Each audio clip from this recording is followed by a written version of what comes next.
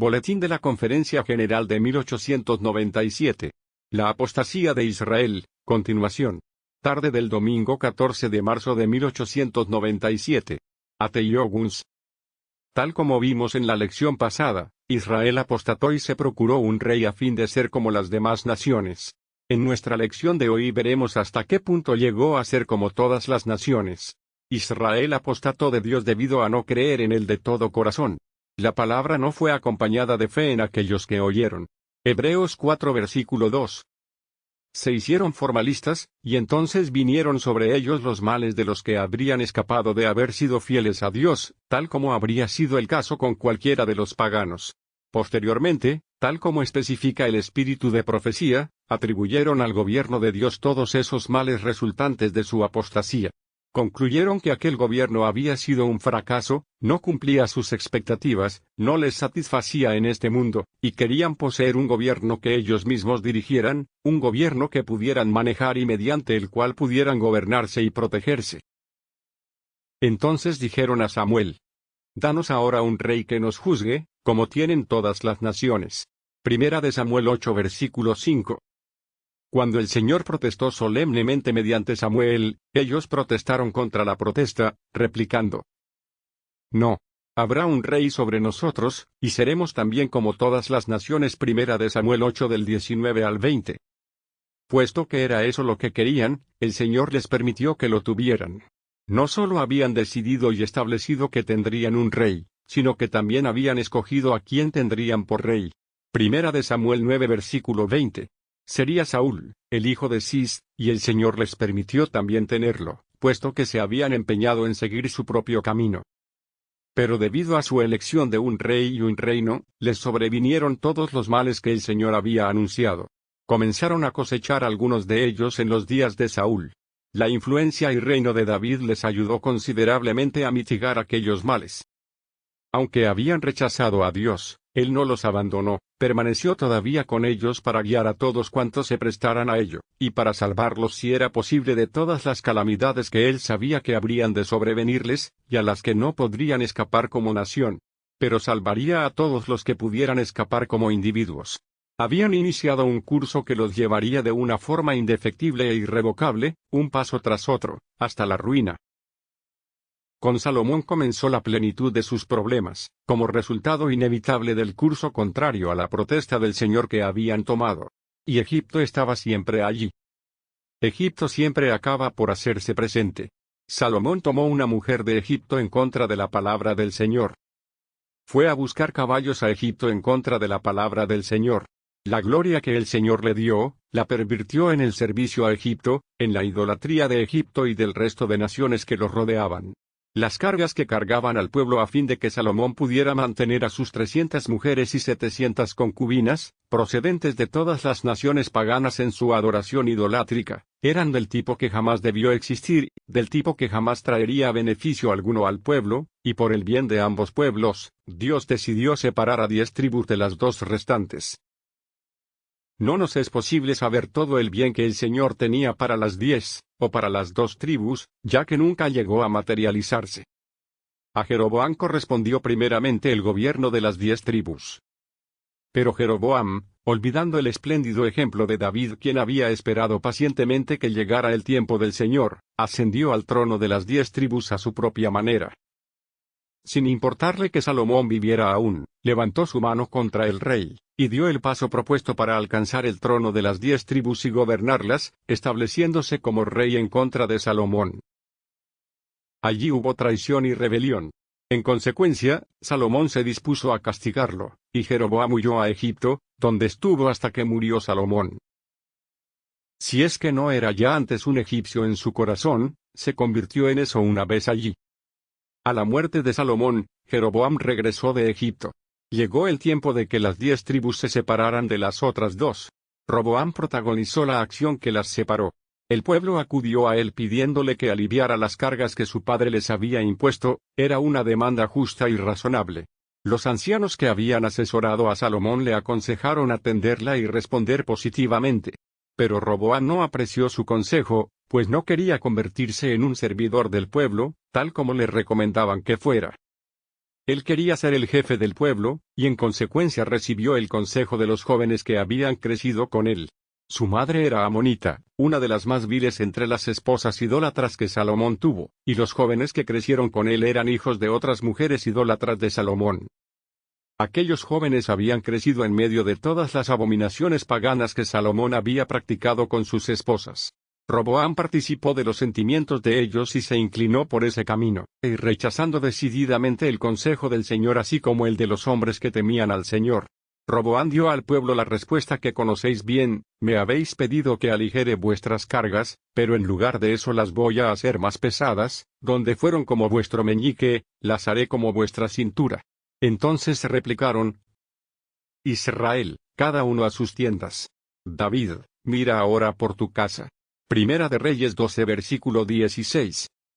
Roboam se sorprendió mucho ante aquella reacción, lo que no es de extrañar, ya que siendo tan torpe como para no comprender que su exacción era un portento de necedad, habría sido un milagro que no le sorprendiera la reacción del pueblo.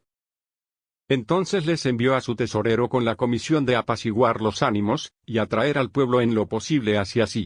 Pero apedrearon hasta la muerte al tesorero, y Roboam, al conocer la situación, se llenó de temor, huyó aprisa a Jerusalén y dispuso un ejército para someterlos por la fuerza a que lo sirvieran. El profeta del Señor le dijo entonces que no era esa la conducta a seguir y que debía permanecer allí, cosa que hizo. Jeroboam tomó después el reino y estableció los becerros de oro que había traído de Egipto, de forma que al separarse de las otras dos, las 10 tribus fueron llevadas directamente a Egipto. A la idolatría egipcia y al sistema egipcio de gobierno. Jeroboam marcó la pauta y dio un ejemplo que seguirían el resto de los reyes de las 10 tribus. A partir de entonces, se trataría siempre de los pecados con que Jeroboam hijo de Nabat hizo pecar a Israel. Segunda de Reyes 10 versículo 29. La apostasía recorrió sin tregua un camino descendente, hasta que pereció el reino entero para no oírse hablar más de él entonces ni en el futuro. La apostasía en la línea de los reyes de las 10 tribus fue de mal en peor. Jeroboam fue inicuo. Los que lo siguieron inmediatamente lo fueron también. Llegó entonces Omri, quien fue aún peor que los anteriores. Luego Acab, que fue peor que todos los que le precedieron. Tal fue el curso en aquel reino, hasta que pereció completamente y desapareció. Pero el Señor estaba todo el tiempo haciendo lo posible para procurar que lo sirvieran. Les envió un profeta tras otro, llamó vez tras vez a sus reyes para que lo temieran y sirvieran. Al llegar Israel a sus últimos días, vemos a Amós y Oseas profetizando de forma específica en su favor. También Miqueas, no obstante, solo una pequeña porción de su libro está dedicada directamente a las 10 tribus. Amós les dedica casi todo su libro, y Oseas una gran parte de él. En ellos encontramos el último llamado del Señor para que Israel se volviera hacia él y se salvara de la completa destrucción. Todas esas profecías y la historia de Israel figuran en la Biblia como una advertencia para el pueblo que vive en los últimos días de la historia de este mundo. Y la instrucción de Dios quedó escrita para beneficio de su pueblo en los últimos días, a fin de que se vuelva a Dios y sea salvo de la ruina. Esa es la razón por la que todos esos hechos están ahí registrados. Por lo tanto, los mensajes de Amós y Oseas son hoy verdad tan actual para vosotros, y para mí y para cualquiera en el mundo como lo fueron para las 10 tribus en el momento de escribirse. Amós profetizó, y el sacerdote que estaba en Betel le dijo: no profetices aquí, esta es la casa del rey y el patio del rey, ve a Judá. Acto seguido se fue a informar a Jeroboam II de que Amós estaba profetizando maldiciones sobre aquella tierra, que estaba promoviendo la rebelión contra el rey, que estaba diciendo que la espada del Señor caería sobre ellos, y que el Señor no toleraría su discurso. Leámoslo en Amós 7 del 10 al 15. Entonces el sacerdote Amasías de Betel envió a decir a Jeroboam, rey de Israel: Amós se ha levantado contra ti en medio de la casa de Israel, la tierra no puede sufrir todas sus palabras. Porque así ha dicho Amós: Jeroboam morirá a espada, e Israel será llevado de su tierra en cautiverio. Y Amasías dijo a Amós: vidente, vete, huye a tierra de Judá, come allá tu pan y profetiza allá, pero no profetices más en Betel, porque es santuario del rey y capital del reino. Entonces respondió Amós y dijo a Amasías: no soy profeta ni soy hijo de profeta, sino que soy boyero y recojo higos silvestres. Y Jehová me tomó de detrás del ganado, y me dijo, ve y profetiza a mi pueblo Israel. Y les profetizó, pero no olvidéis que esos eran los últimos días de Israel. Cuando impidieron que Amós profetizara en aquella tierra y lo expulsaron, persiguiéndolo tal como habían hecho antes con muchos de los profetas, el Señor suscitó a Oseas en la tierra de Judá. Estando en la tierra de Judá, a la que aquel sacerdote idólatra había dicho a Amós que fuera, Oseas podría profetizar concerniente a Israel desde donde no podían perseguirlo ni tratarlo a su antojo. Un comentario al propósito. ¿Saben que desde los días de Samuel los reyes de Israel persiguieron al pueblo de Dios, persiguieron a los profetas y mataron a los sacerdotes según su voluntad? Pudieron hacer tal cosa porque disponían del poder, tanto como del espíritu para llevarlo a cabo. Ahora bien, si Israel no hubiera tenido jamás un reino o un gobierno surgido de ellos mismos, ¿habría podido proceder de ese modo? No, habría sido imposible. Para los hombres de Dios y los profetas del Señor, los reyes de Israel eran peores que los reyes paganos, hasta el punto de que mientras los reyes de Judá e Israel maltrataban a los profetas del Señor, los reyes paganos les dispensaban un trato de respeto y favor. Tal como venía diciendo, Oseas profetizó también al respecto. Leeré ahora unos pocos versículos de su libro para que veáis qué dijo. Y de primero al capítulo 9. No se quedarán en la tierra de Jehová, sino que Efraín volverá a Egipto. Efraín era una de las 10 tribus, pero su nombre se emplea aquí representando a las 10. Las 10 tribus acabaron cautivas en Asiria. Pero siendo así, ¿qué significaba aquel mensaje del Señor al efecto de que regresarían a Egipto? Egipto representa la mayor apostasía y alejamiento de Dios posibles. Las tinieblas de Egipto tienen lugar cuando los hombres gobiernan en el lugar de Dios, y el gobierno, los hombres y todo el sistema está en oposición contra Dios y contra su pueblo, tal como habían estado contra Israel cuando éste habitó en tierra de Egipto antes de caer las plagas y ser liberado Israel. Cuando el Señor dice aquí que Efraín iría a Egipto aunque Asiria los tomara en cautiverio, está mostrando que estaban totalmente determinados a seguir un curso de absoluta apostasía, y no podrían quedar en la tierra de Jehová por la simple razón de que no quisieron hacer. ¿Recuerdan que leímos lo que el Señor había dicho a Abraham? Vete de tu tierra, de tu parentela y de la casa de tu padre, a la tierra que te mostraré. Por lo tanto, esa la tierra es la tierra del Señor. Cuando habló mediante Oseas al efecto de que no se iban a quedar en la tierra de Jehová, no se estaba refiriendo a aquella exigua extensión de tierra en torno a Samaria, sino a la tierra que le fue mostrada a Abraham, y a la que Dios había llamado a su pueblo cuando los sacó de Egipto. Pues bien, no morarían en la tierra del Señor. Luego sigue la referencia a Egipto, que representa el sumum de la apostasía. Lo veremos con mayor claridad a medida que sigamos leyendo. No se quedarán en la tierra de Jehová, sino que Efraín volverá a Egipto y a Asiria, donde comerán vianda inmunda. No harán libaciones a Jehová ni sus sacrificios les serán gratos, cual pan de duelo será para ellos, y todos los que coman de él serán impuros. Su pan será, pues, para ellos mismos, ese pan no entrará en la casa de Jehová. ¿Qué haréis en el día de la solemnidad, y en el día de la fiesta de Jehová? Ellos se fueron a causa de la destrucción. Egipto los recogerá, Memphis los enterrará.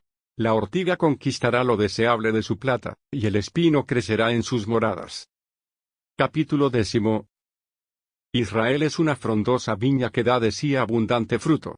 Cuanto más abundante era su fruto, más se multiplicaban los altares, cuanto mayor era la bondad de su tierra, mejor hacía sus ídolos. Su corazón está dividido. Ahora serán hallados culpables. Jehová demolerá sus altares y destruirá sus ídolos. Seguramente dirán ahora, no tenemos rey. En aquel tiempo no tenían rey. Había sido asesinado. Todavía no se había puesto otro rey en su lugar, pero observen lo que dice. Seguramente dirán ahora, no tenemos rey. Cuando escogieron aquel rey en contra de la protesta del Señor, Él les dijo que lo estaban rechazando a Él. No. Habrá un rey sobre nosotros. Primera de Reyes 8 versículo 19. ¿Tuvieron un rey? Sí. Y llegó el momento en el que estarían obligados a reconocer, no tenemos rey. Ahora bien, ¿por qué lo dijo el Señor precisamente en aquel tiempo? Seguramente dirán ahora, no tenemos rey porque no temimos a Jehová. Pero, ¿qué haría el rey por nosotros? Ellos pronuncian palabras, juran en vano al hacer un pacto, por tanto, el juicio florecerá como ajenjo en los surcos del campo. Por las becerras de Bet-Aven serán atemorizados los moradores de Samaria. Sí, su pueblo se lamentará a causa del becerro, lo mismo que los sacerdotes que se regocijaban de su gloria, la cual será disipada. En el capítulo 13 podéis ver lo que dice el Señor. Israel, te has autodestruido, mas en mí está tu ayuda. Yo seré vuestro rey. Pero no quisieron. Ven, pues, que Dios anhelaba todo el tiempo ser su único rey, quería que lo reconocieran como tal y que no tuvieran otro. Entonces, tal como declara el versículo 11, te di un rey en mi furor, y te lo quité en mi ira. Leo ahora Oseas 13 versículo 10. Yo seré vuestro rey. ¿Hay algún otro que pueda salvaros en todas vuestras ciudades? Y los jueces a quienes dijisteis, danos un rey y príncipes. Está refiriéndose al tiempo en el que exclamaron, danos un rey que reine sobre nosotros. Ahora les recuerda. Protesté, amonestándoos a que no procurarais tal cosa, y os advertí de que os vendría todo este mal, ahora vosotros mismos confesáis no tener rey, ciertamente os habéis destruido a vosotros mismos. Yo seré vuestro rey, permitidme que lo sea. Leamos ahora el primer versículo del capítulo 11 de Oseas. Cuando Israel era muchacho, yo lo amé, y de Egipto llamé a mi hijo. ¿Por qué evoca el hecho en aquel momento, en los últimos días de Israel, 1000 años después de haberlos sacado de Egipto? ¿Cuál es el propósito de citarlo entonces? Cuando Israel era muchacho, yo lo amé, y de Egipto llamé a mi hijo. Cuanto más yo los llamaba, tanto más se alejaban de mí. A los Baales sacrificaban, y a los ídolos quemaban incienso. Con todo, yo enseñaba a dar a Efraín tomándolo por los brazos, mas ellos no comprendieron que yo los cuidaba. Con cuerdas humanas los atraje, con cuerdas de amor, fui para ellos como los que alzan el yugo de sobre su cerviz, y puse delante de ellos la comida. No volverá a tierra de Egipto, sino que el asirio mismo será su rey, porque no se quisieron convertir. La espada caerá sobre sus ciudades y consumirá sus aldeas, las consumirá a causa de sus propios consejos. Mi pueblo está aferrado a la rebelión contra mí, aunque me llaman el Altísimo, ninguno absolutamente me quiere enaltecer. El Señor está ahora lamentando sobre Israel, que está al borde de su ruina. Le está haciendo el último llamado. Esta será su última profecía. Por aquel tiempo, Ezequías estaba reinando en Judá. Cuando llegó al trono se dispuso a reformar el reino y a revertir la apostasía de Acaz. Cuando hubo limpiado el templo y restablecido el orden, celebró 2 semanas de Pascua. Pero antes de ello Ezequías envió mensajeros a las 10 tribus a lo que quedaba de ellas convocándolas a la Pascua en Jerusalén para adorar al Señor Dios de los ejércitos.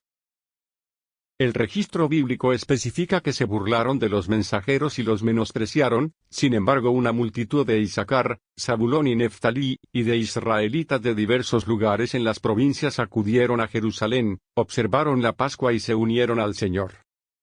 Mientras ellos estaban en Jerusalén junto al pueblo de Judá, en ese mismo momento el rey de Asiria invadió militarmente Israel, y tomó posesión de toda la tierra de las 10 tribus.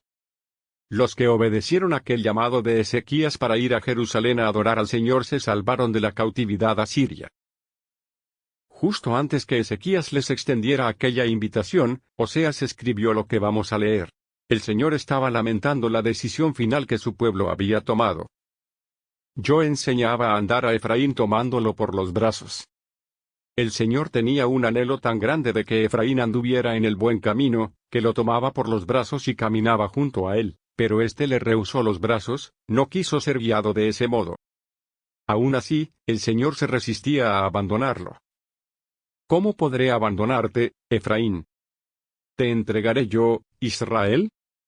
¿Cómo podré hacerte como a Adma, o dejarte igual que a Zeboim? Mi corazón se conmueve dentro de mí, se inflama toda mi compasión. No ejecutaré el ardor de mi ira ni volveré a destruir a Efraín, porque Dios soy, no hombre, soy el santo en medio de ti, y no entraré en la ciudad. Oseas 11 versículos del 8 al 9. Cuando Israel era muchacho, yo lo amé, y de Egipto llamé a mi hijo. El propio Señor se retrae a los juicios que han de caer sobre ellos. Puesto que Él es Dios, hará que no caigan todavía, aunque sea inevitable que finalmente les sobrevengan. Continuaron en rebelión, siguieron andando en sus propios caminos, y el resultado quedó registrado en Segunda de Reyes 17 del 5 al 8. Luego el rey de Asiria invadió todo el país y sitió a Samaria, y estuvo sobre ella 3 años. En el año 9 de Oseas, el rey de Asiria tomó Samaria y llevó a Israel cautivo a Asiria. Los estableció en Alá, en Abor junto al río Gozán, y en las ciudades de los medos. Esto sucedió porque los hijos de Israel pecaron contra Jehová, su Dios, que los sacó de la tierra de Egipto, de bajo la mano del faraón, rey de Egipto. Adoraron a dioses ajenos y anduvieron en los estatutos de las naciones que Jehová había expulsado de delante de los hijos de Israel, así como en los estatutos que hicieron los reyes de Israel. Leo ahora los versículos 13 al 15. Jehová amonestó entonces a Israel y a Judá por medio de todos los profetas y de todos los videntes, diciendo: Volveos de vuestros malos caminos y guardad mis mandamientos, y mis ordenanzas conforme a todas las leyes que yo prescribí a vuestros padres, y que os he enviado por medio de mis siervos los profetas.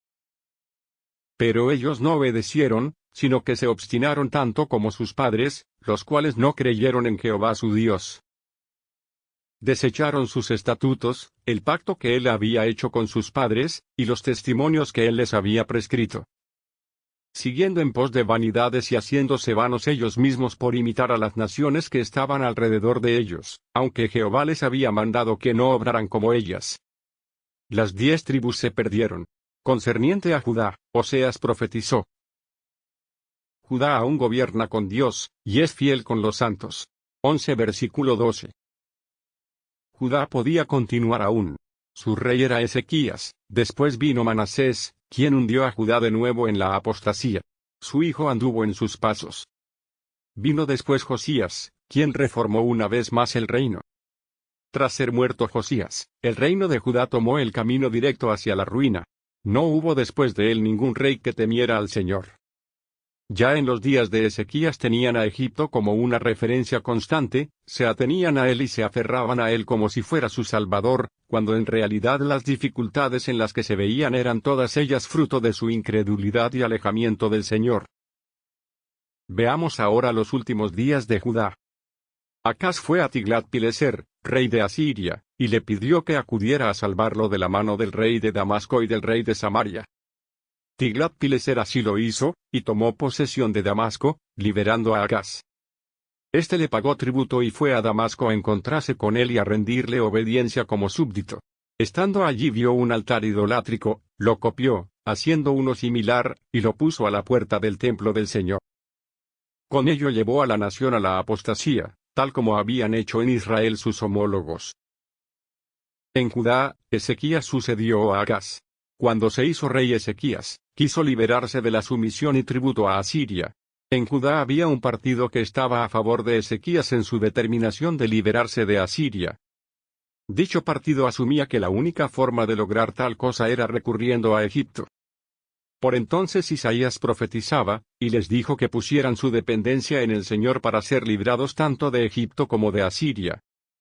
Les dijo que estaban siendo oprimidos debido a haber pecado contra el Señor. Les dijo lo inútil que sería su recurso a Egipto, ya que no podría librarlos. Lejos de ayudarles, los sumiría en una opresión aún mayor. Vayamos al capítulo 8 de Isaías. ¿Cuál es el pasaje de la Escritura que tanto empleamos en ese libro de Isaías en relación con la venida del Señor y con la espera de la misma? ¿Dónde se lo encuentra? ¿Recuerdan que el capítulo 8 de Isaías es el que habla acerca de los que consultan a espíritus de difuntos que hablan susurrando y murmurando, en referencia al espiritismo? Esto es lo que dice, versículos 16 y 17. Ata el testimonio, sella la instrucción entre mis discípulos. Esperaré, pues, a Jehová, el cual escondió su rostro de la casa de Jacob. En él confiaré. ¿Se trata de un capítulo adventista? Sí. ¿Es un capítulo que se extiende hasta la venida del Señor? Sí. Veamos lo que contiene el capítulo. Miren cómo comienza, versículos 5 y siguientes.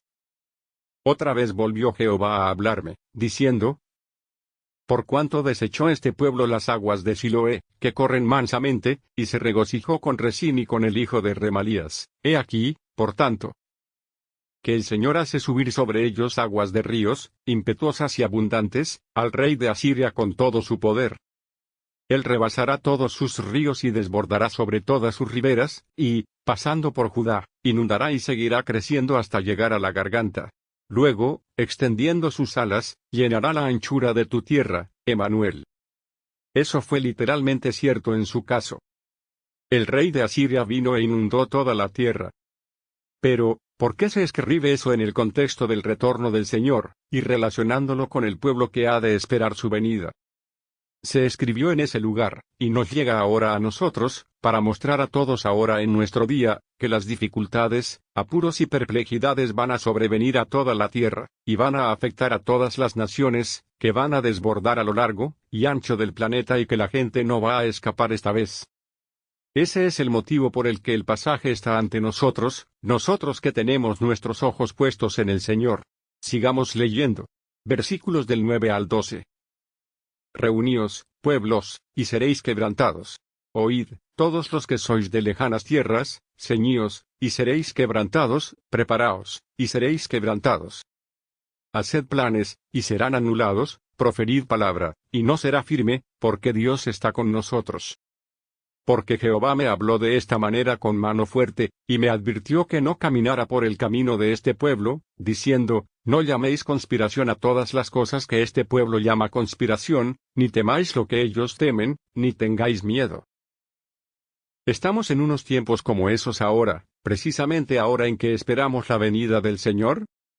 Se están agrupando las naciones debido al temor y la perplejidad, debido a los problemas que están afligiendo a la tierra. ¿Vemos algo parecido a eso en algún lugar? ¿Lo habéis visto alguno de vosotros? Ciertamente.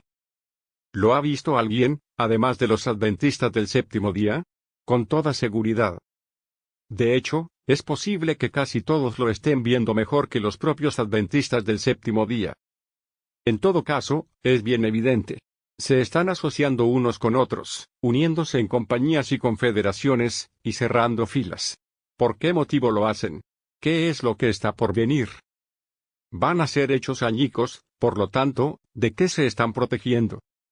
De ser deshechos. No es que ellos lo sepan, no piensan en tal cosa, pero se están ciñendo ante los males que están por sobrevenir.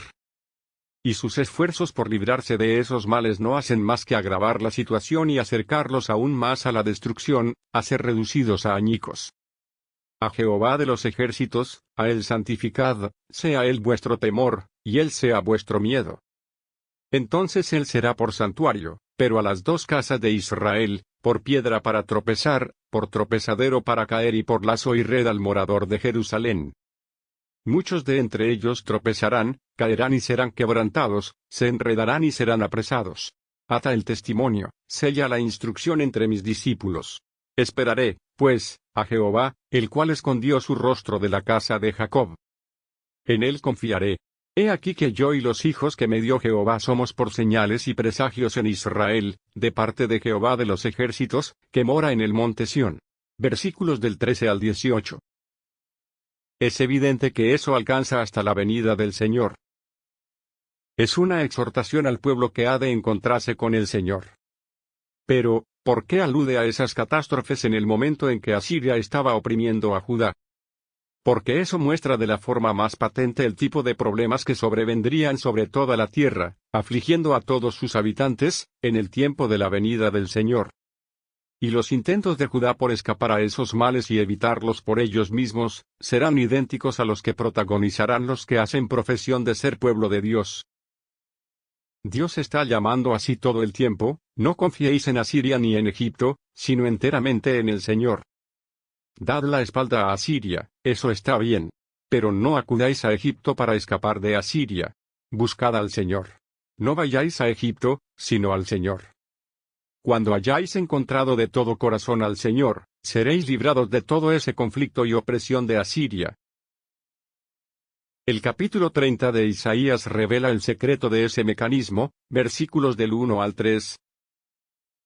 Ay de los hijos que se apartan, dice Jehová, para tomar consejo, y no de mí, para cobijarse con cubierta, y no de mi espíritu, añadiendo pecado a pecado.